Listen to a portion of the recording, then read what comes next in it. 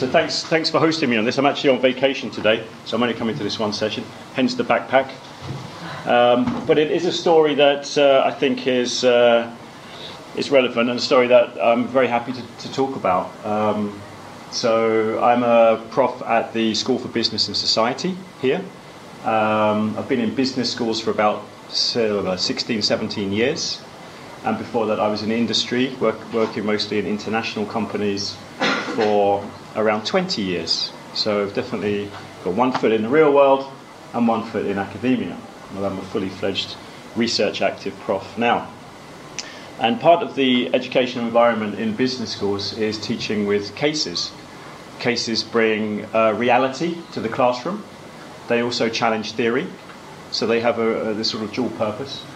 They give students an idea about what they might expect in the real world, and they are multi-dimensional. They're cross-enterprise. There's a marketing aspect, there's a R&D aspect, there's a leadership aspect, strategy aspect. So they're very, very powerful. And they're big in certain parts of the world. They're big in North America. I lived and worked in a business school in Canada for a number of years, and in North America it's a big part of the education culture in business schools. And I've worked also in the Netherlands and in France, and increasingly so there as well. I think it's less in the UK in business schools. But today what I'm talking about is publishing cases. So not only do I use cases and do we use cases in teaching, we actually, some of us are involved in publishing them as well, creating them. And occasionally we draw on students to get involved in that publishing process. So that's really the theme of my talk. It's only about 6 or 7 slides. So it's a description of an actual situation, commonly involving a decision, known as the decision point. Some cases will have clear options. Should Elon Musk do A, do B, or do C? And let's get the discussion and debate going. Or a challenge. Those challenges are quite complex with modern cases. They're not necessarily about profit seeking, they're also about sustainable development and doing the right thing, as well as satisfying the needs of shareholders. So this broader stakeholder view. An opportunity, could be an entrepreneurial type of case, or a problem initially faced by person's the protagonist in an organisation. So I think you know what I'm talking about here. So here's an example of one of the cases that I published. It's based in the champagne industry in France, where I used to work.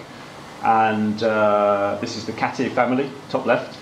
Alexandre Cartier contributed to this case. Some cases are done through interviews, getting involved with the companies, documenting the story. Some of them involve secondary data, sitting on your laptop or your computer, getting information from different secondary sources around the world. In that situation, you have to have everything referenced, because the case publishing houses will check. They click on those links. Okay, so I try to write cases for business school students that are interesting, that are captivating, that get them thinking. Most people associate the champagne industry with tradition, and of course it is full of tradition, and it's highly controlled as well in terms of the institutional environment in that particular terroir.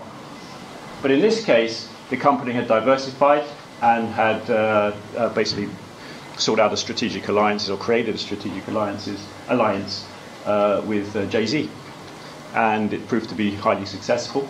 And it's something that students won't necessarily think about, and so we can discuss the theory of diversification. We can see how this type of case challenges it. So these are the types of cases that I publish, almost looking for something interesting. And I find that students, when they join as an author, as a researcher and author in this case, they're highly motivated as well. So this is just a bit of background on one particular case. This is a collage of most of my cases. Well, it's 1 or 2 cases, more recent cases that aren't on there. So it's a mixture of big international companies that you know and ones that you've never heard of before. There are products here, like that one, which is 3 billion-year-old stone. And there are more recent high-tech cases as well. There are personal tragedies, like the entrepreneur that I got to know in this company who was killed over Ukraine in MH17. So part of the process of being a case writer and a case publisher is you get to know these people quite well. And we can open the door for students to be involved too. Okay? I've published over 30 cases, and I went through when I was preparing for today and worked out, my God, 13 of them, more than I thought actually, were on the author team somewhere as a student, a former student. I should point out, if you can see this, that all of this is done after they've graduated, okay? Not while they were still, with exams coming along, okay? It's very important to draw that line. And I had to look through, and 3 evolved directly from a student project, so it could be a group assignment. Starbucks came out of the group assignment, my case on Starbucks, the internationalization of Starbucks, which became an IB bestseller. And that was a group project back in 2008 or 2009 at the University of Amsterdam. In other cases, I've kept in contact with students and I've reached out to them. Would you be interested? You showed some interest before. I've got this project going, and would you like to join the author team? So this is what we're talking about. That portfolio there has sold around 110,000 copies globally over the last 10 years. So what you're effectively doing is you're involving students in a process whereby they're actually educating other students who they'll never meet and are somewhere around the world. This is from a book that I've got coming out later this year. There are lots of different stakeholders in this case publishing game. Obviously there's the practitioner who has a problem to solve, there's the case writer, there's the academic system, and there's the student themselves. And in the middle we've got case knowledge, and it's very fuzzy. Nobody owns that knowledge. That knowledge is actually shared amongst the minds of many, many, many, hundreds of thousands, if not millions of people. Some of it is tacit, some of it is articulated as well. Sometimes students are practitioners. We get that with executive education, for instance, or people doing online MBAs and they're interested in casing their own organisation or one that they're familiar with. Sometimes supervisors like myself are also case writers. So these roles can also blur too. Anyway, this is kind of what the main thing I wanted to get across today, perhaps in the next 5 minutes. So you get a sense of what's going on here. This is an opportunity for students, and it doesn't have to necessarily be in business schools, it can be in other faculty areas as well, to be involved in case publishing or on work that has come out of their thesis or one of their projects, or shortly after graduating if they've kept in touch. Pros and cons. So I've done a little bit of a brainstorm on this. We've got lots of things to do as academics. Case publishing sometimes isn't the highest priority. We've got academic articles to write and books to write and all the rest of it. So you want to get the job done. So students can be a resource, okay? You know, thinking about my case of Coca-Cola in Myanmar, and we needed to know a lot about the political environment in Myanmar. So you've got a resource that you can throw at that, and please make sure it's fully referenced. This is a really interesting one. The students can give a student perspective. This is what I'd like to see in this case. You've got something on Jay-Z here. Let's bring that out more prominently in this case and talk less about how grapes form champagne bubbles and more about what this means for hip-hop and the culture in the US. I believe it can be part of the wider student experience, which we should all be concerned with, of course. It's something that I did while I was there, maybe in my final year, or it's something that happened shortly after because of a team involving a supervisor that I got to know. So I think that's really, really important. And there's a relational component as well. It helps the students build networks for the future. They get to know those companies.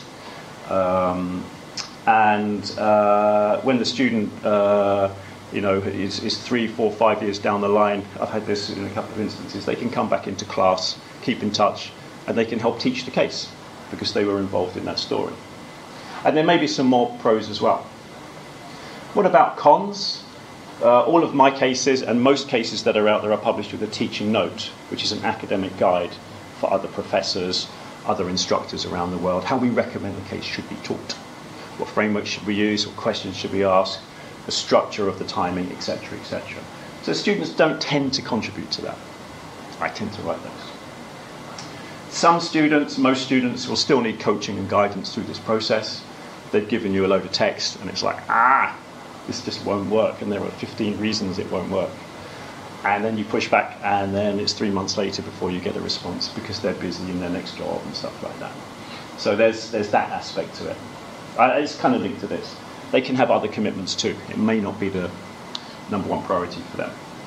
It does dilute the author team, so there could be a situation where you've got 2 or 3 authors, plus a student comes in, and the other authors are thinking, well, what's going on here? I don't mean royalties. Royalties aren't massive in this industry. They do exist, but I don't think that's the main issue. More like a dilution of the team. And it needs careful selection. Not all students can do this. You really want the bright ones, the ones that can write, the ones that you know are going to spend time on this. A quick example before I close.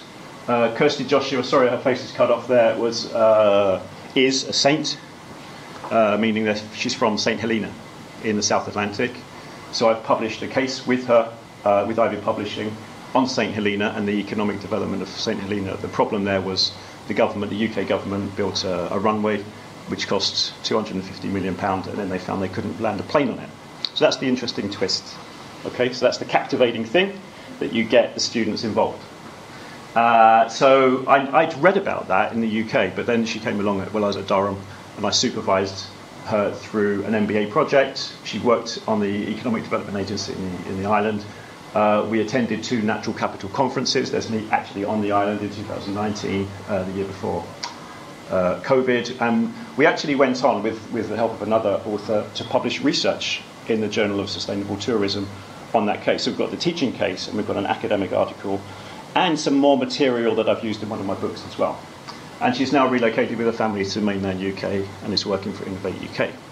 I'm not saying this process was the reason she got the job at Innovate UK and was able to leave the island. Many saints can't leave the island.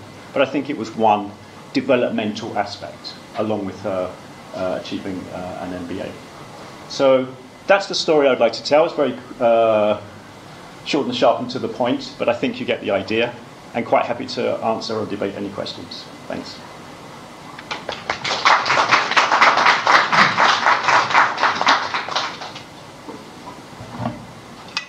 Hello. Hi. So my background is in archaeology. I'm a PGR, but I also work at other First University. So I'm wondering about, because I have a publication coming out about accreditation and authorship determination within archaeology as a field, obviously academic studies as opposed to case studies. Is there any guidance from any type of like business organizational, like academic organizations that you belong to about how you choose students, how students are supported, that sort of stuff? Or is this kind of things you develop on your own? In my case, it's self-developed, and I've just really used intuition and just common sense, really. There are cases where students have shown a lot of interest. I led a course on an MSc program in France where students had to develop cases. So I was like, wow, producing loads of material here. And now and again I would suggest it, would you be interested in taking this further? And they produce some material and it just wasn't good enough. And so I haven't used any official guidance, I've just used common sense. Yeah. But quite a strict rule, which is this is post-graduation, this is not going to interfere with your exams. It may have started while you were doing your studies, but I don't really want to get involved in any issues with the institution. But there may be guidance out there, but I'm not aware of it. Yeah, well, in my research I've found there's not much guidance in most fields. It's mostly left up to the individuals to design how they're going to incorporate students into their work, and then accreditation is a whole other angle. Right. The case publishing houses, most of them do training courses on how to write cases, how to publish cases. You hardly see anything on can you use students for this, or can you involve students in this. Yeah, that was really interesting. We're actually going to present on something relatively similar in a moment, around the co-construction of module materials with students. So I wondered how you actually use these cases in your teaching. Do you use a problem-based learning approach, or? Yeah, I mean these are all problems. These companies are all faced with quite serious problems, and some of them fail badly. You know, the case on Tesco's in the USA was a 1.2 billion pounds failure, right?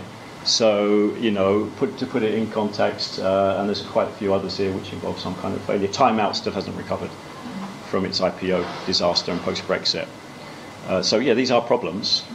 But then we're going into the question of teaching and how to teach with cases. Yeah, so how do you involve students in working out solutions to these problems? Right, in class? Yeah. So what I'm saying is that's a different topic to the publishing side. That's a big question. It's very interactional, right? So we were discussing them at the time. It can involve role plays, it can involve cold calling, it can involve hands, it can involve sometimes props even, sometimes simulations, and a little bit of theory. You know, you've been reading some academic work as well.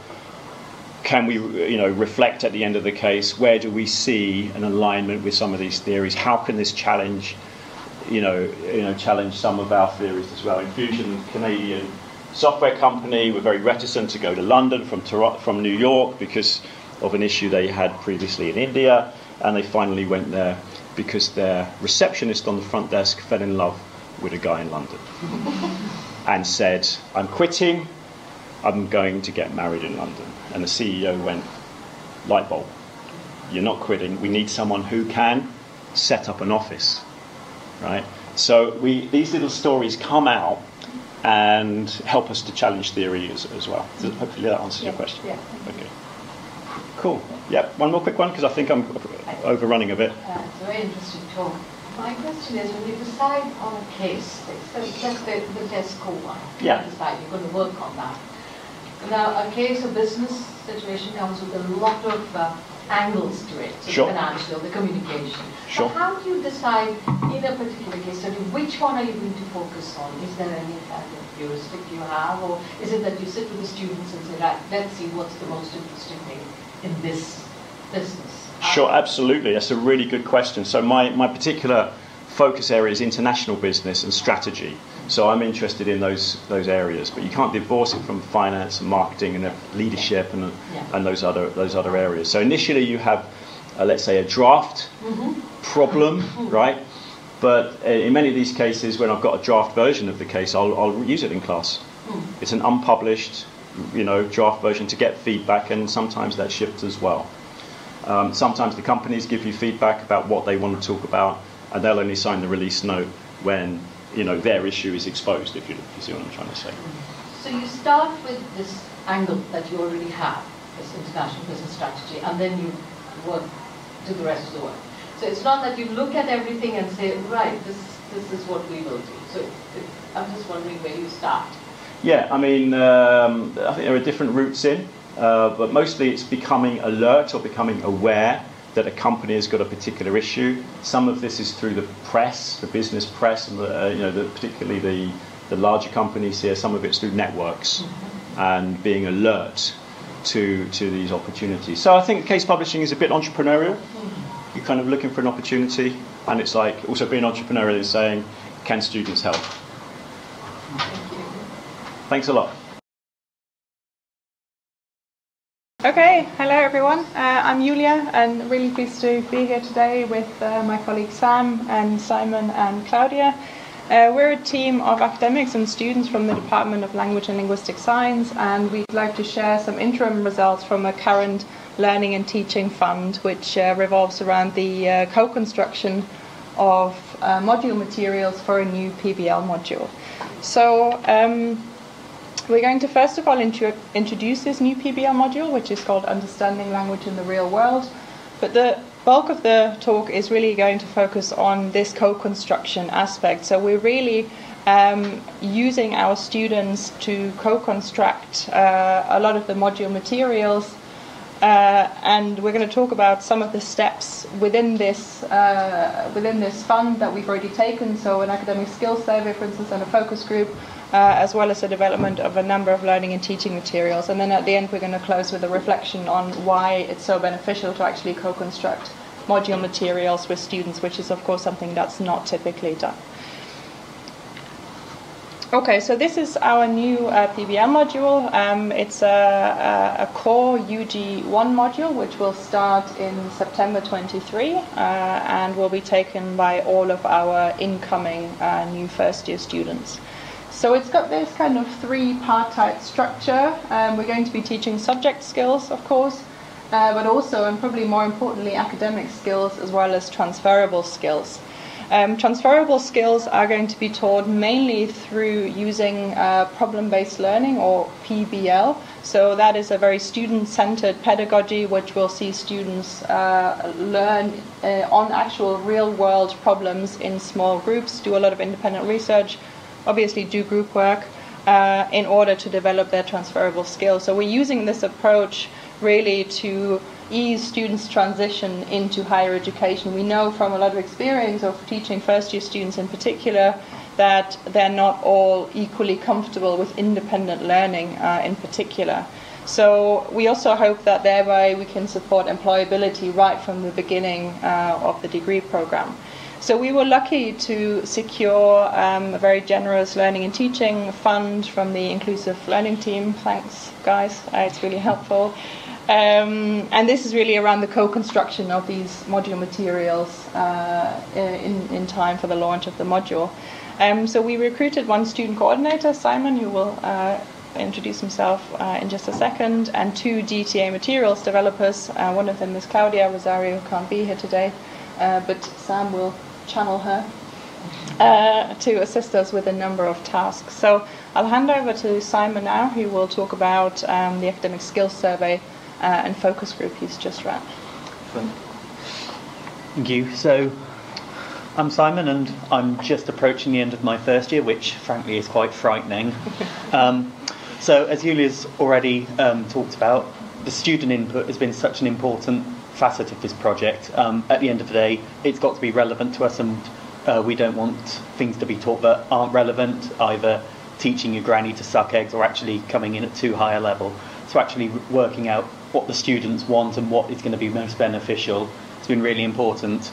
So there's been ample opportunities for student participation. The academic skills survey I'll talk about in a second. And importantly, this has been opened up to languages and linguistic students in the department, because the languages side is taught quite differently to how the linguistics aspects are. And what we also didn't want is to have everything geared towards teaching linguistic students and languages students to be left behind, or vice versa. So the PBL approach is designed to help develop, improve and even introduce academic skills. A lot of students come in from very different backgrounds. I've come in as a mature student, so I've been out of the education system for a while, but we've also got international students, and of course A-levels are taught differently and at different levels. So it's just finding an equaliser so everyone at the end of the year is on the same sort of page. But the big question we had was how to know what skills to focus on. So this is where my first project came in. In May 2023, I ran an academic skills survey, which was opened up, and we invited input from all first-year undergraduate students in the department. It was designed chiefly by me, but with a lot of input from Claudia, Julia and Sam in the department as well. And this was quite good because there were bits that I'd missed or I'd sort of gone off topic or off focus with, but other bits, particularly the feedback and how students engage with their feedback, I thought quite hard to keep in, because I thought that was such an important part of the PBL, and we didn't want, students to be receiving feedback in a way that wasn't really useful and relevant for them. And at the bottom there, we had a particularly useful gauge I found in designing the survey, was a two-pronged question. We had one question, how confident were you in something at the start of the year, followed immediately by, and how confident are you now? So you could measure directly the progression or lack of within the year. And this graph here kind of shows the relevance of that, and it very quickly became apparent which areas students hadn't really progressed in. The group work and collaboration there was very little sort of progression, partly certainly from my experience as an English language linguistics student, that we haven't had that much group work, so we haven't really had opportunity to develop that aspect, and that's something that the PBL approach will work on. There were a few surprises. So in some areas like the group work, there was some elements of regression. Perhaps students were more confident than they thought they actually were, or they didn't know what they didn't know. And some elements of like how students engage with feedback, that surprised me a little bit. I thought a lot more would like the written feedback and tutors' comments on their essays. Actually a lot more liked the interaction with their lecturers, one-to-one office meetings and such like, which surprised me a little bit. But there were a lot of areas which kind of iterated what we already suspected. So having completed the academic survey and analysed the results, my next challenge was a focus group, which was done a couple of weeks ago, so just after exams. And it was designed really to probe some of the areas of interest from the survey. We opened up participation to second-year undergraduate students as well, partly to get a sense of how they felt going into their second year and were areas from the first year lacking, and actually building on the experience they might have had.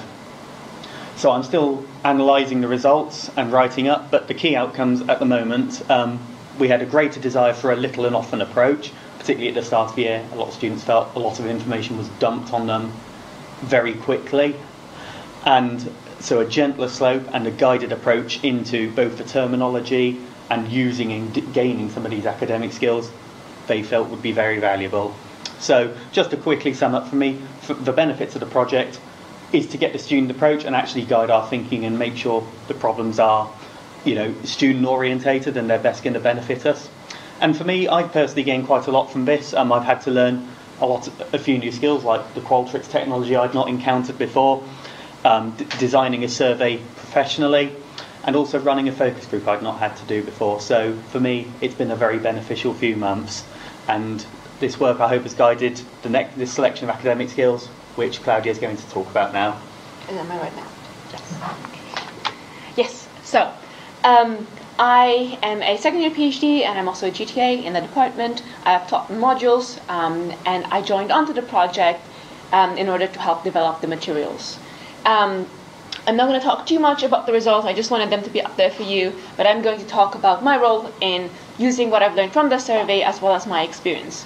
So whilst I am a GTA on this project, I have also worked in the academic skills community as a writing tutor, and I have previously, before getting on this project, taught students on academic skills, so I've run referencing workshops and things like that. So I've had experience with that that I brought into this project, and I thought that was really valuable because I got a chance to talk about what I had gone through. So I had a chance to say, I've done this, and students were not happy. Students found the sessions too dry, they could not apply what they had learned, and so on. And this module, especially being PBL focused, really allowed me to come in and try and solve this problem, right? So I came in with experience of what wasn't working, and then together, as we talked through things and we also connected with the academic skills community, we tried to overcome these problems.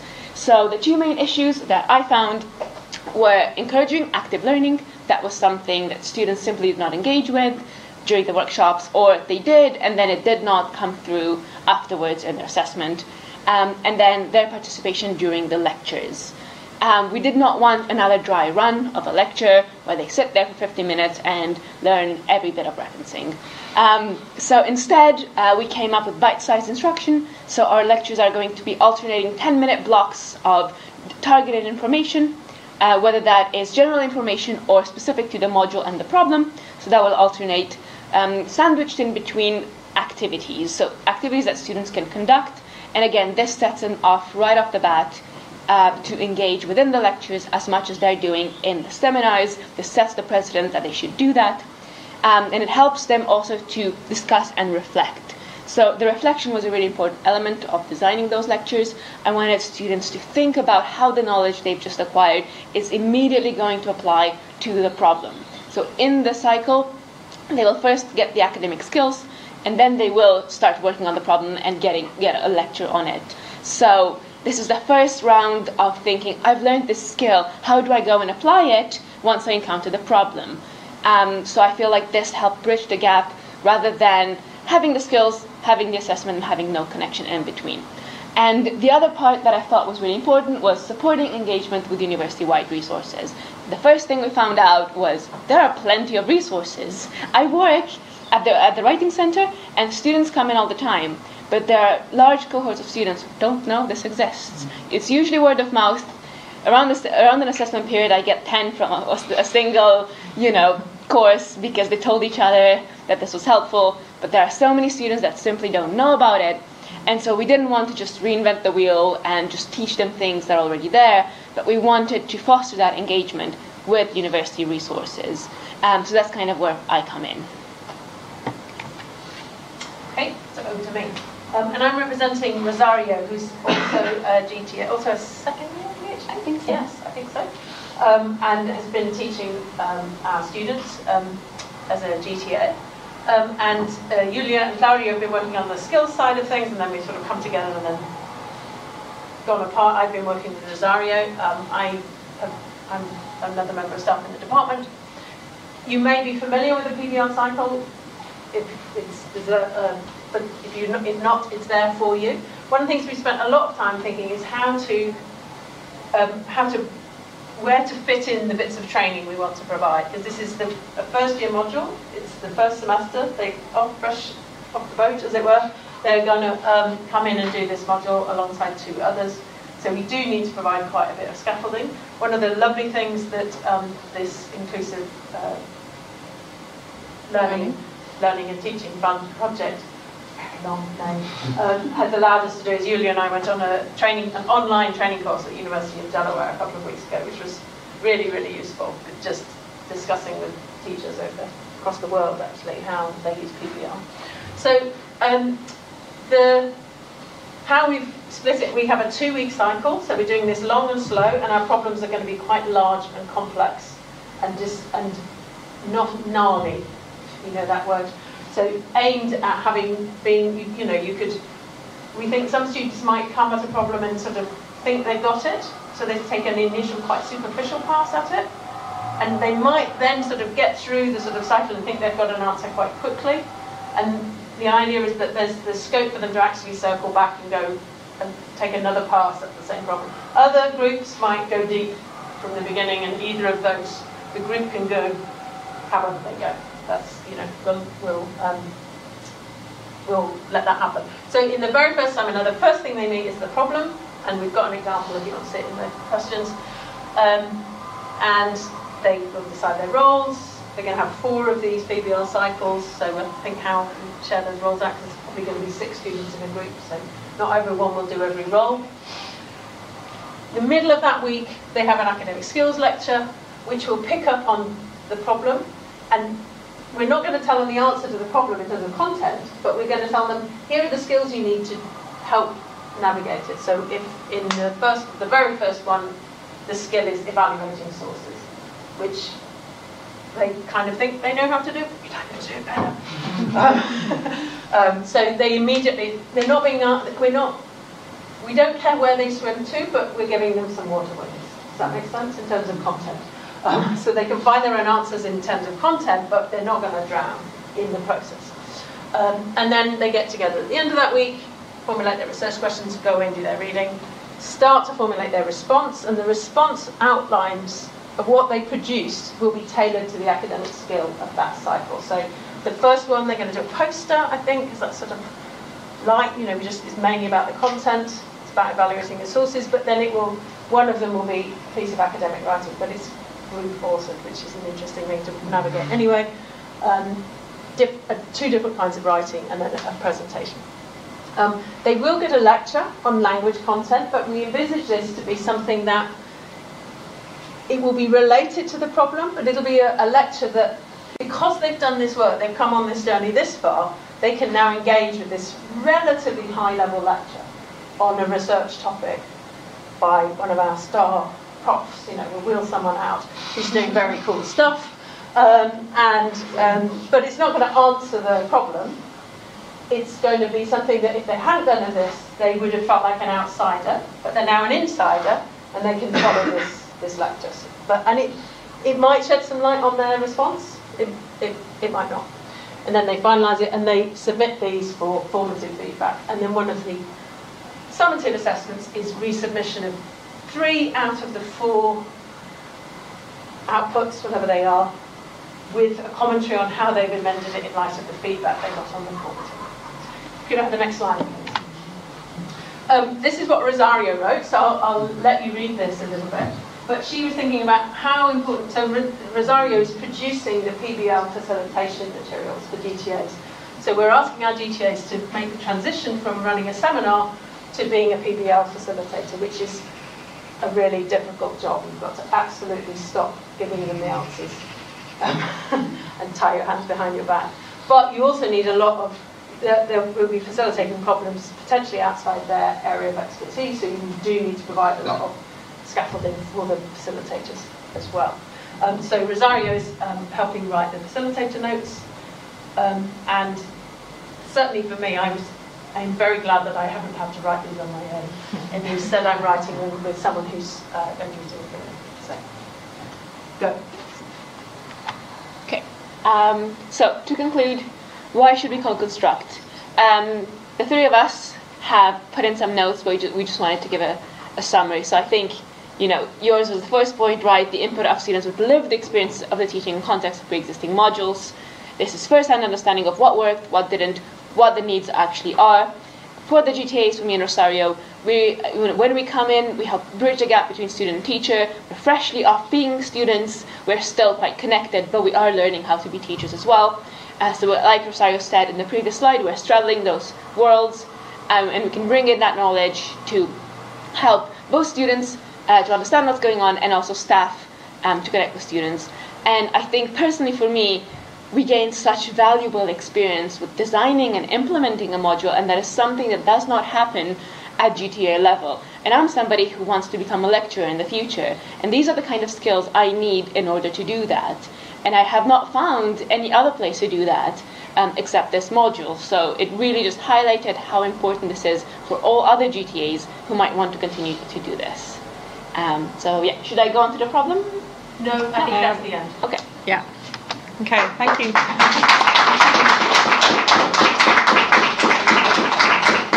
We've gone over time, clearly. I wasn't sure what we were aiming at, I'm really sorry. No, we have maybe 1 minute for one question.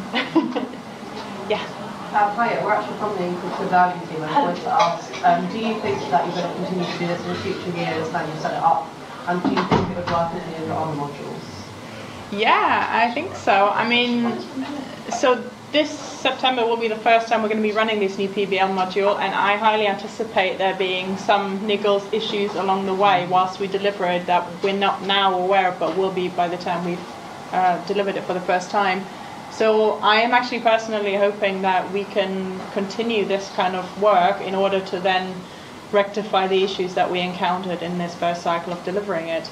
As for other modules, absolutely. I think any module which is taught, well, I mean, all modules are taught to students, right? No module exists without students. So, of course, student input is always going to be really important, as is GTA input, as Claudia said, because we use a lot of GTAs on our modules in order to deliver the seminars. And like you say, if you want to become an academic especially, then it's not just a teaching experience that you want to get out of the GTA experience, but also, of course, how to design a module, which is not something that you are usually able to do as part of being a GTA. So, yeah. Okay, thank you very much. If we had enough money, I mean, we'd do this for all of our modules. The problem is resolved. Can I ask you a question? I know it needs to be quick. It's quite interesting because actually we are also doing something similar to what you are doing with the Learn and Teaching Fund as well, developing a PBM module for economics for the first time. Yeah. So I wanted to ask something which is a bit more practical because of that. So I see you have divided the first 5 steps of problem-based learning into 2 seminars, right? Rather than having them only in 1 seminar. I just wanted to find out why you decided this would be a better approach. So I think that's this thing of we anticipate that some groups will go deep initially, and then they will do their steps over two seminars. They'll go deep and they won't get all the way through the first 5 steps in the first seminar. So they know they've got another one. Partly because also we're going to be teaching them how to do some of the things they need to do, like evaluate sources. But what we allow for is that the facilitators will steel their nerves and not panic if a group, basically we want the groups to get to the end of the 5 steps by the end of the first week. And if they go shallow and do the first 5 steps in the first seminar, that's an indication that they might need to go again, because the problems are gnarly. Yeah, so that's how you so we've got a long cycle. Most people would have a week, and you would do more in one session, but we are deliberately. We have a 2-week cycle. We have a 2-week cycle. 2-week cycles. Yeah. That would be interesting to see how it goes. Well, and one of the things that we're doing from the fund is our collaborator in this is Phil Roberts from Politics, who teaches on the BA in Global Development. They've been using PPL for about 3 years, and he's launching a reading group. Yeah, I mean, good. We'll see you on Monday then. See you on Monday. So Universal Reading Group. And the Inclusive Learning and Teaching Fund is buying us the tea. Thank you very much. That was in our bid. It was in the bid. Okay, thank you everyone. Okay, hello everyone, and thank you for giving us the chance to present here today. My name is Malek Diri. I'm a lecturer in the Accounting and Finance Department in Leeds University Business School, and today I'm joined by one of my students, Dominic. Hello. Introduce yourself. Sorry, I'm a first year accounting and finance student. I didn't defer any years. I'm literally 19. It's my first time doing anything like this. So, yeah, sorry if I'm a little bit off. You're great. And we are here today to talk about one of our students' initiative, which is titled the Career Catalysts, or the CCs, in which we have been and we will be collaborating as a team of students and staff members. So Dominic will talk to you about the idea and all its details, and I will be wrapping up and concluding by the end. But let me start by introducing our career catalysts, who are basically 4 of our first-year students in the Accounting and Finance Department, moving to the 2nd level in September. Unfortunately, 3 of them are already abroad, so they couldn't join, but fortunately, Dominic made it from Birmingham to contribute to this presentation today. The idea started in the academic personal tutorial meetings that I ran last February, in which these students expressed their passion about helping me and the UG team running our programs. And they particularly expressed interest in helping the next first-year students in applying for internships, making benefit of the experience that they developed over their first year. This demonstrates the partnership we keep seeking for between students and staff members, which is one of the key themes of our university strategy that encourages collaboration between students and staff members, not only by supporting students, but also by getting them engaged in the whole process. I have to say that I learned something new from this experience, because up to that point of time, I used to believe that we provide sufficient support for our first-year students in terms of employability and internship applications. For example, the Careers Center of the university provides a number of sessions to the first-year students every year. We have something called the peer-assisted study sessions, or the PASS sessions, in which 2nd and 3rd year students volunteer to help the first year students at both the academic and non-academic levels. So employability and internship applications is already on their agenda. And also we have a number of other modules and events that promote employability and emphasize on professional development. However, the idea of the career catalysts was basically about the timing of the support. The CCs, although they appreciate all the support we provide, found that the support comes relatively late and quite general. So their idea was more about providing support on time, in a timely manner, and also customized to the needs of the first-year students in terms of applying to the first-year internships and Spring Insight Weeks, thus enhancing first-year students' competitiveness and success in application to those internships. Dominic. So motivation behind the idea. So we're a group of 4 accounting and finance students. We're all in our first year.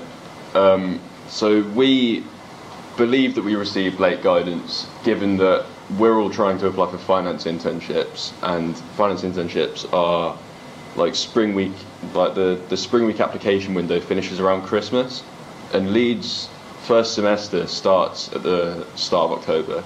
So it's quite a quick turnaround. We were taught most of the stuff that Malek mentioned at the end of the first semester, so once we'd done most of our applications. So we felt that, you know, it should be done earlier and it should be done more sufficiently. These internships require very specific CVs, so I know a few industries have that type of thing, and in medicine might do. So like CVs need to be 1 page, cover letters like almost exactly half and in a set format and stuff like that. They also have like AI interviews that we weren't actually told about, I don't think, at all. But basically a lot of other universities were made aware of these things. I know a lot of my peers were. So we basically think that Leeds should incorporate this as well, better than they already do. So we've taken the initiative to basically make sure that no other subsequent years of students experience this disadvantage that we felt that we did as a result. The aims of this are obviously to improve the students' awareness of internships early on in the year to meet that window of applications for internships. So we'll be answering questions like what are they and how do they benefit students in terms of their employability skills and just stuff to put on their CV in general. We'll also be boosting the students' application success rates. We're going to be running seminars, basically providing students with knowledge and resources to help them with all stages of the application process, as mentioned previously, so CVs, interviews, cover letters, all that stuff. And most importantly, the whole point of this group is just to specifically deliver it in time for these applications, because it is a very critical thing getting the information across before students start applying. So I probably applied to about half of the internships that I planned on applying to already before I was told anything by the university, and I couldn't revoke those internships. I didn't get any of them. So the process, as I just said, we'll be running 3 2-hour in-person events in this sort of format, depending on how many people. Might be a lecture or might be a seminar room. They'll be running at the start of the year, finishing in time to apply for these spring week internships. We're running a WhatsApp group, so obviously the events are like support there and then, face-to-face to all these students, but we're running a WhatsApp group to provide continuous support, and that will also encourage students to collaborate and provide each other support. We know that we're busy, we've got more internships to apply to next year, so we want to encourage them to support each other more than anything. And these events are also voluntary, so we can't force them to go. They can sign up using a Google form. That link will be distributed in lectures via email and stuff like that. And they can send a request to join the WhatsApp group, and then basically get help from other students and us continuously. So session 1, this is just a breakdown of how we'll run each session. Session 1 will be in week 1, with Freshers Week being week 0. So this is their actual first week of university. We'll be doing a little career breakdown.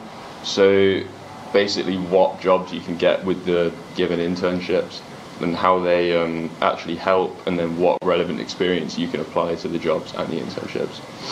So CVs, cover letters, networking, LinkedIn, interviews, that type of stuff. Session 2 in week 3 will be a Q&A with successful applicants from previous years. So I'm an incoming second year student. I have friends in the year above me who are incoming third year students. I know a lot of my friends that have done internships. I'm doing one this summer.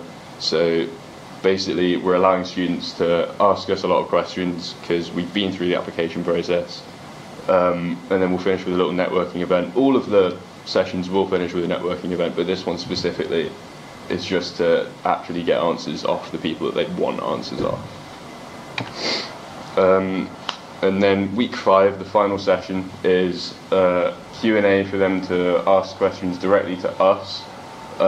This is about all stages of the application process, not just Because so session 2 is more about what the applications and the actual internships are like, but session 3 is a Q&A specifically for the applications.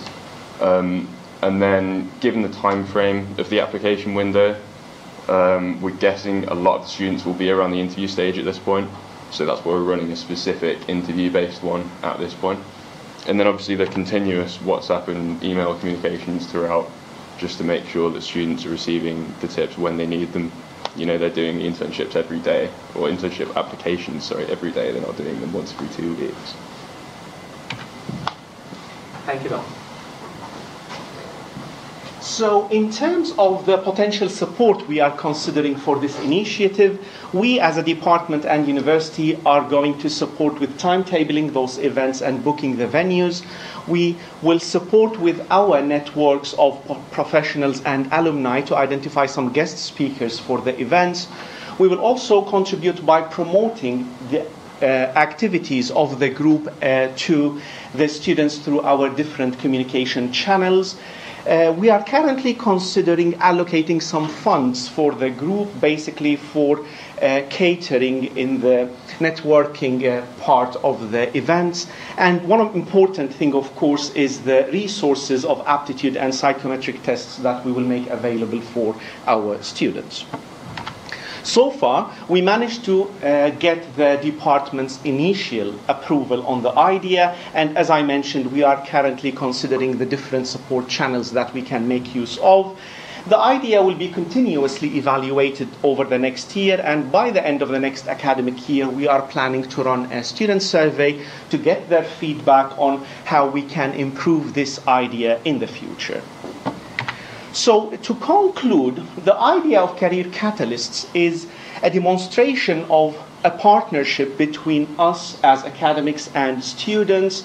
It shows the importance of collaborating with students not only at the curricular level, as in the previous 2 beautiful presentations, but also at the co-curricular or even extracurricular levels. It also emphasizes on the importance of making use of the different communication channels between us as academics and students. And I'd like here to emphasize on the importance of the role of the academic personal tutor who acts as a point of first contact with the students and who can identify and capture such initiatives and ideas. And of course, the importance of students' voice, not only by getting their feedback to identify problems, but also in encouraging them in suggesting the solutions and contributing to the implementation of those solutions. And that's it. Thank you.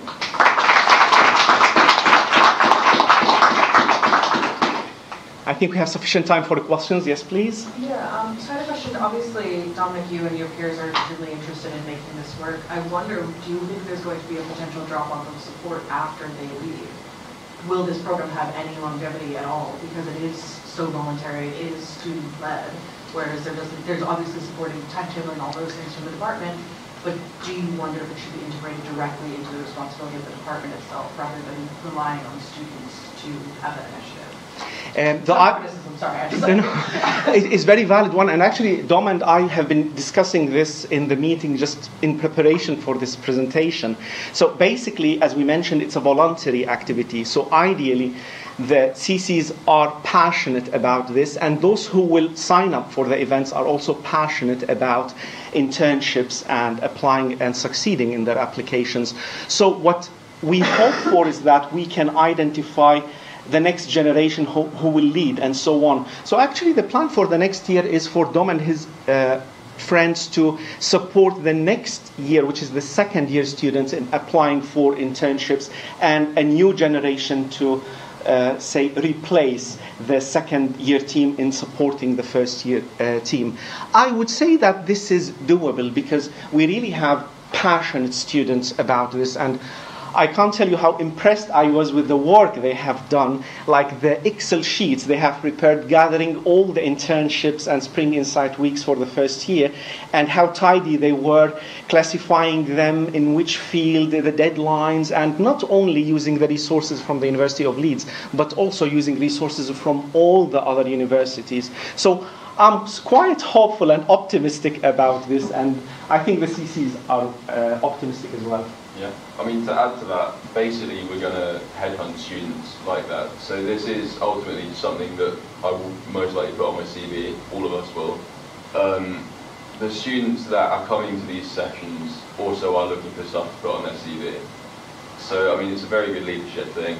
I feel like we will be able to headhunt the top ones that are communicating with us the most, that seem the most enthusiastic to continue this next year when we're not doing it. Yes, please. Thanks, an excellent programme. I'm really behind it. I'm full-time employability tutor in the law school, so it's quite an unusual role. But I used to have to look after economics students for a while, and I appreciate one of the things I learned very early on was how early banks, for example, recruit, and I gave talks quite early on to the economics department about that.